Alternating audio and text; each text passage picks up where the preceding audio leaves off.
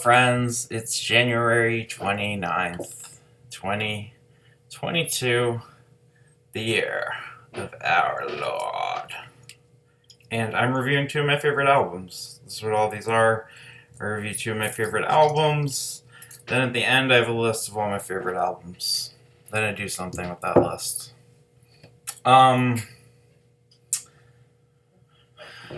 The ones I'm doing today, I'm lumping together because if you've heard one of them, you've almost certainly heard the other one or heard of the other one because they're both kind of genreified together. I hate genres. These would be psychedelic folk, I guess. Both of these. Freak folk. Pretty freaky. You could call it freak. I like freak better than psychedelic. I'm so sick of calling all the music I like psychedelic. It's like, yeah, I took acid, dude. Does that describe everything? Just that the acid damage is like your description for everything that I like is just psychedelic. Okay, everything is psychedelic. Especially folk, though. But, I mean, psychedelic folk's not a bad genre. You know, the Beatles, Bob Dylan, some pretty big hitters in psychedelic folk. Including these two records. I will start with Animal Collective because I am an Animal Collective fanboy, stan. It's embarrassing the degree that I love this band. I've listened to everything that I could find that they've recorded, lots of bootlegs, seen them live several times. I actually saw them live once at the Fox, where I also saw, about a year later, Neutral Milk Hotel, when Jeff Magnum did the reunion thing. Both good shows. Anyway, one of my favorite Animal Collective records is Tongs. And it's, in a lot of ways, their simplest record. It's in a lot of ways their prettiest record, other than maybe this one. Depending on what you think pretty is, I think it's prettier than this one. But I like analog more than digital, generally. It's prettier to my ear, no matter how sophisticated and polished the digital is. I'd rather hear a voice and a strum and a beat. Anyway, this album opens with Leaf House, which might be the best song on the record. This is an incredible thing that builds on this a cappella melody with this simple guitar strum, with this simple drum beat, this doom doom doom doom, and then this doom like guitar thing, and then the I'm not gonna do the harmonies on Leaf House poorly, but it builds into this incredible funky, not funky, not really funky. It is kind of funky. I don't know. Maybe it's funky. I need to get a thesaurus because my adjectives are the same for everything. It's like it's funky, hypnotic. It is hypnotic and funky, but I need to figure out different ways to describe things. Maybe I don't. I do read books. I can show you a shelf full of them. I swear. After Leaf House, which builds to this awesome. I love the way that they go through the verses. I think that the melody line is really pretty on the verses. The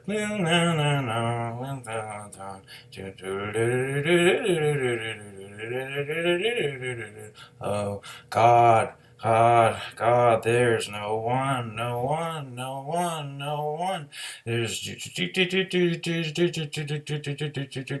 no one to let me out. Meow. Kitties, meow kitties. I guess I am going to do a bad impression of it, because to me, that's less annoying. Even though it's annoying, it's less annoying than me trying to abstractly describe to you why it's beautiful, is to approximate its beauty and then insist that you go listen to it. Anyway, Who Could Win a Rabbit is next. This is a great song. Hungry bread and butter, hustle, you've been doing it a while, it is only fair. Where's your relaxation?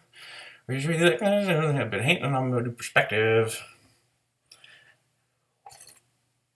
This sounds like literally children's song, like kind of like a just like a weird kind of take on a what could be like literally a children's song with like clapping along, singing along.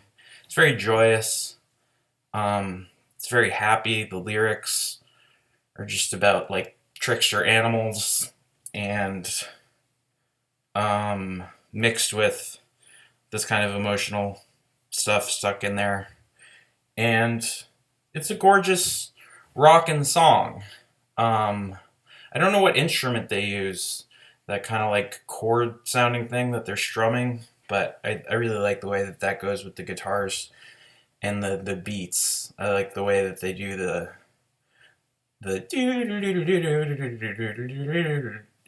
that that at the end of it, that this is a cool way to do the percussion for the I guess bridge to quiet. Should just name songs that are named the thing. I don't know. Soft's voice is great. The first two, for like folk, they're pretty rockin'. They're pretty like energetic and like so Soft's voice feels earned. It's a very long, very kind of ambient song with just kind of droning simple chord over and over again, and then stuff floating in and out.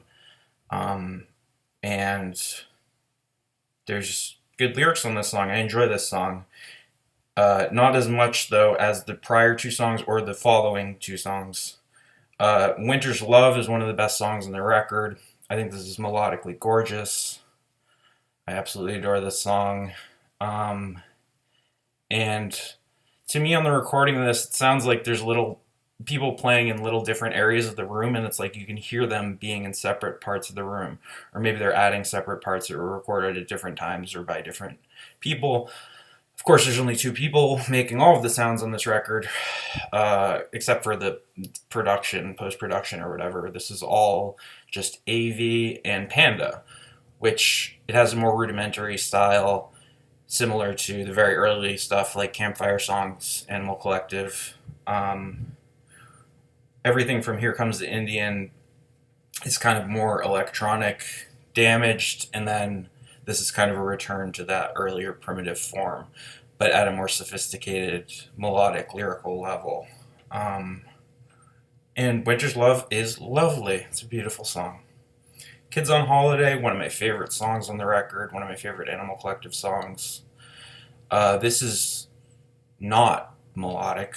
This is drony and kind of in your face, and it's about, I guess the chorus of like the holiday fun, that's kind of melodic, but the just like obnoxious kind of droning like one chord, and then the sounds that come in and out with the weird like it sounds like a record scratch backwards percussion underneath, and then the AV lyrics are brutal. They're like gutting in the way that he kind of comes into his own with that type of lyric writing, I think, with Feels and a song like Fireworks on Strawberry Jam later. Or I guess Coo is what I compared it to in my Strawberry Jam review, not Fireworks. But Fireworks is similarly Reverend Green. Any song on that record communicates what I'm talking about, basically. Which is just this really cathartic kind of expressing the pain and confusion of childhood and the awkwardness of human experience. There's a boy who's a Krishna and he thinks you look pretty. He's there eyeing your pockets. He's got cures to help you with your life. And there's a boy. There's a where the hell have I gone to? There's a retard with spit in his napkins being held by his mother. Like it's like talking about all the kind of the weird hell that just waiting at an airport for a family vacation is to an overly emotionally sensitive child. which I connect to a lot. I love this song. Winter's Love, Kids on Holiday. These are good songs to listen to right now because it's the winter. We just came off the holidays. Sweet Road is after Kids on Holiday. I love this song. It's 1 minute and it's barely a song. It's like over right away. It's just that like started like a stove. I like the melody on this. I think is really pretty, and I like the way that they do the rhythm of the vocals. And then it's over. It's just in and out. Then after Sweet Road, I think the reason that they sequenced it this way is because after Sweet Road you get Visiting Friends, which is just 13 minutes of drone. It's like 1 or 2 chords usually with different samples or effects or vocalizations floating in and out and altering slightly, but it's basically like a long drone ambient piece that I enjoy. I think it's very successful. I think by the end of this record, it gets kind of exhausting, which is why if I sequence this record, I usually stop listening after We Tigers, and then the album remains really compelling start to finish. If I listen to the whole album, the long droniness of some of the earlier stuff, like Kids on Holiday and Visiting Friends, it's just kind of like atrophy for my attention span. And by the time I get to the last 3 songs, which are also drony and using a similar style, I start to feel bored. That's my only critique of this record. I think it's a perfect record. I think it could have been edited a little bit. I think if you take 2 songs off this record, make a few things a little shorter, edit a few things differently, this is maybe the best Animal Collective record. After Visiting Friends, this long kind of numb journey that we've gone on in this ambient realm, there's another very short track that's kind of a joke track that's just like a bunch of sounds and then just like, you don't have to go to college. And yeah, you don't have to. It's hard not to. It's hard to. But yeah, you don't specifically have to go. We Tigers is next. This is absolutely one of my favorite songs on the record. I love this. It's just ooh, and then like, and then the melodies, like the AV versus the Panda melodies of like the harmony in the background, and then the kind of brutal like churning rhythm that's underneath, and then you have the like, let's pick up sticks, let's pick up the sounds of our poems, all dogs invited, if everyone feels it, there's no thing going on. Everybody's talking, everybody's talking, everybody's talking, everybody's talking, tiger.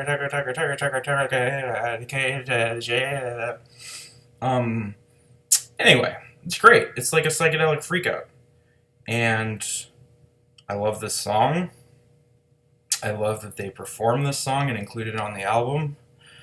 Songs like these are what make Animal Collective uniquely cathartic and authentic to me, because it's their willingness to genuinely stay in an unjudgmental, childlike, playful space where they're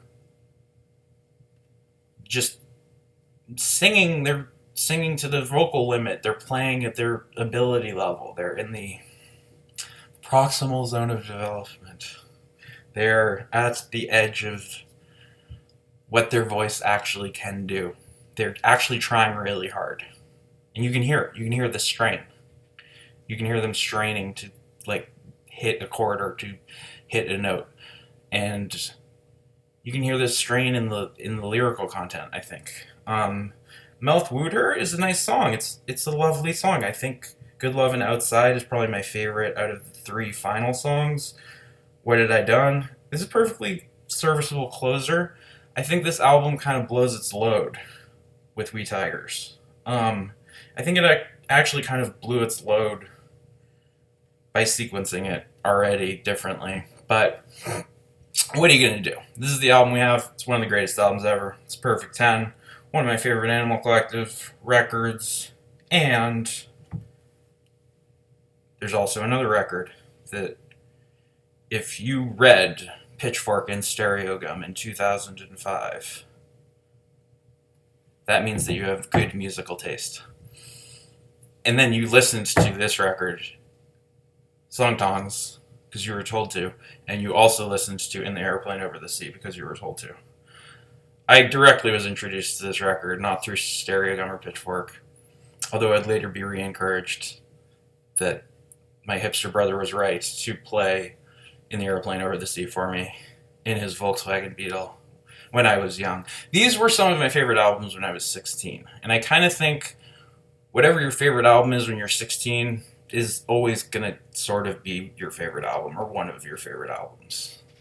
Just because it's such a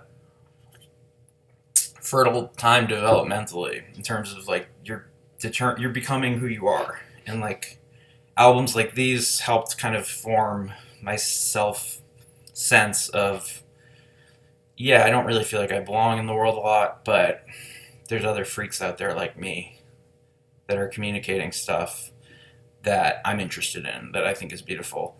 And, so if I follow my bliss by embracing people who are into this stuff, then, maybe life won't be so intimidating and lonely. The instrumentation on this is wilder than the instrumentation on Tongs. Tongs is mostly just percussion, voices through manipulation, and then like simple tape effects. Whereas this, it's like there's fuzz bass, there's different percussion instruments, there's trumpets and trombones and euphonium, flugelhorn, singing saws, bowed banjo, just noise, organs, sax, different kinds of like weird pipe organs, and then like archaic kind of instruments that he used to create this weird little world that this record is. Jeff Magnum is a great lyricist. I think he's a great singer. He has a lot of like power in his voice.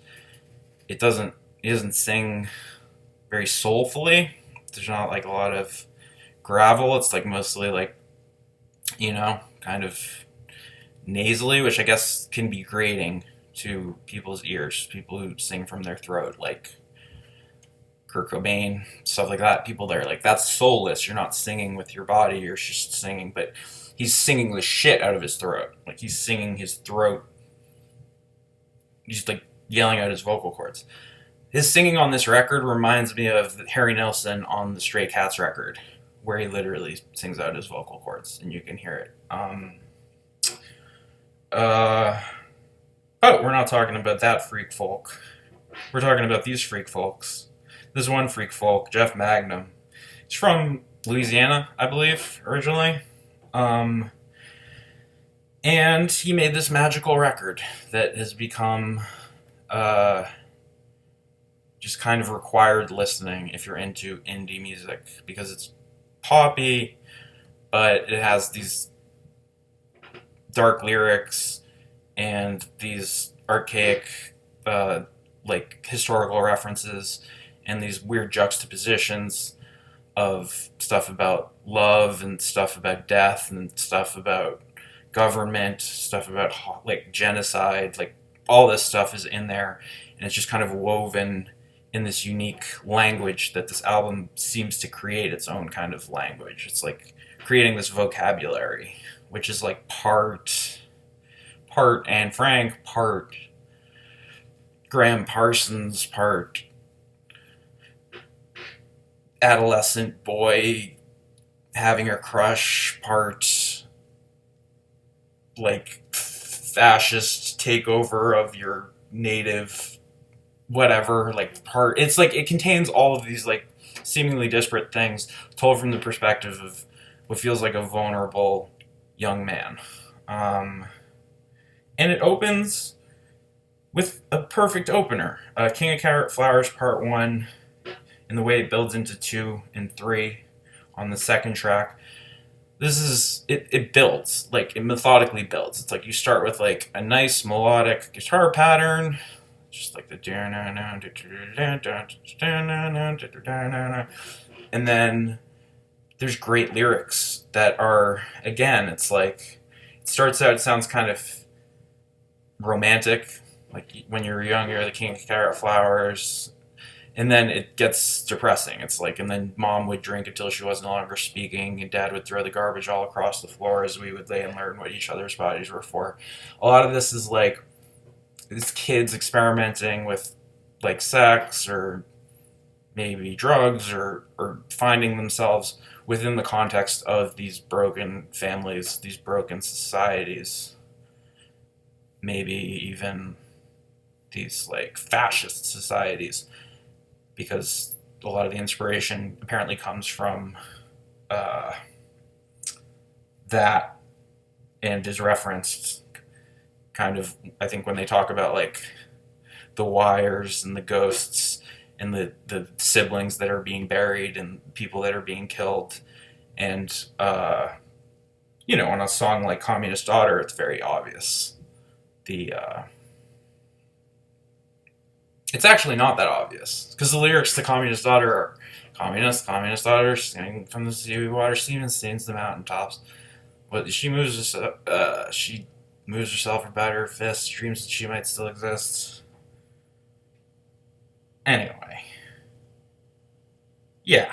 And then a lot of it's just like emotional, like Jeff Magnum, like emotionally breaking down in a way that feels voyeuristic to listen to. Like it actually kind of feels like you're hearing something that's like pornographic when you hear a song like "Oh Comely," and he says things like, "Soft, silly music is meaningful, magical.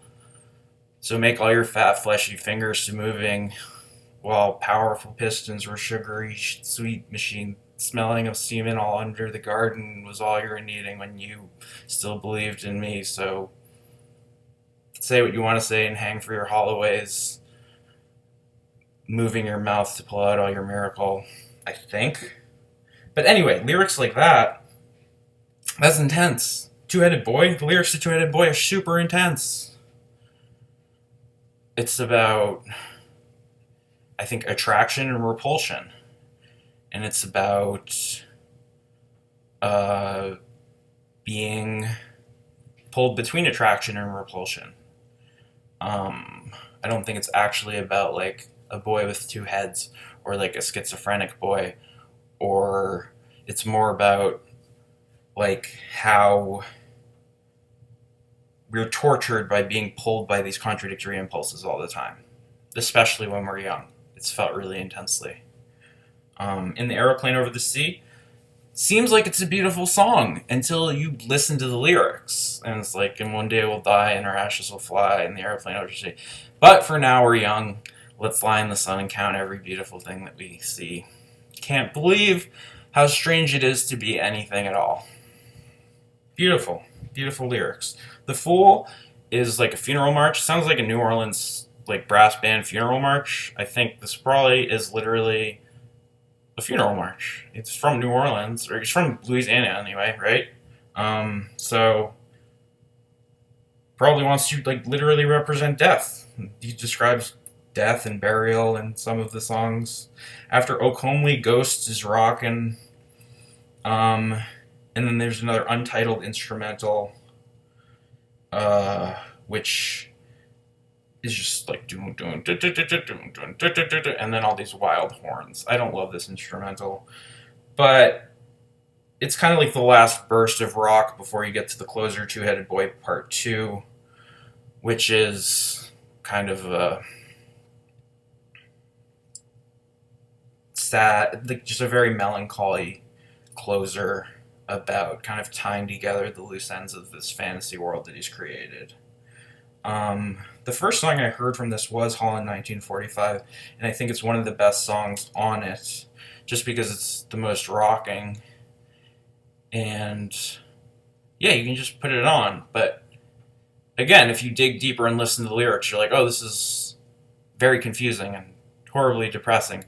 But it sounds like it's this beautiful, joyous celebration, which is kind of the energy I get from both of these records, which is why I'm lumping them together. And we're at 25 minutes. Hare Krishna. Love you. Meow.